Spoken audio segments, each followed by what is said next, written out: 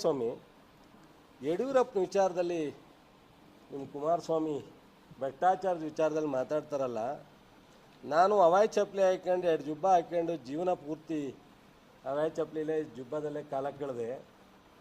ನಂತರನೇ ನನ್ನ ಮಕ್ಕಳು ನನ್ನ ಮೊಮ್ಮಕ್ಕಳೆಲ್ಲ ಇದ್ದಾರೇನಪ್ಪ, ಮನೇಲಿ ಕೂತ್ಕೊಂಡ್ರೆ ಇವಂದೇನೋ ಅಂತಾರೆ, ಅವನದೇನೋ ಅಂತಾರೆ. ನನಗೆ ಈ ಕಿವಿಲಿ ಕೇಳಿದ್ದು ಏನಪ್ಪ ಆಶ್ಚರ್ಯನ, ನೆಮ್ಮದೇ ಇರ್ಬೋದಾ ಅನಿಸುತ್ತೆ.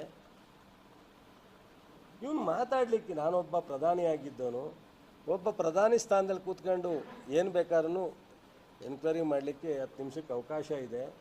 ಇದೆಲ್ಲ ಅವಶ್ಯಕತೆ ಇದೆಯಾ ನಿನ್ನ ಸ್ನೇಹಿತನಿಗೆ? ನಾನು ಕ್ಲೀನ್ ಅಂತ ಹೇಳ್ಕೊಬೋದು.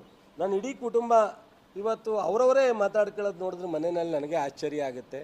ನಂತರ ಹವಾಯಿ ಚಪ್ಪಲಿ ಹಾಕ್ಕೊಂಡೆ ಇವ್ರು ಯಾರೂ ಬದುಕಿಲ್ಲ, ನಂತರ ಜುಬ್ಬ ಹಾಕ್ಕೊಂಡೆ ಇವ್ರು ಯಾರೂ ಬದುಕಿಲ್ಲ ಅಂತ ನನ್ನನ್ನು ಕೂರ್ಸ್ಕೊಂಡು ಊಟ ಮಾಡ್ತಾ ಇವೆಲ್ಲ ಬೇಕಿಲ್ಲ.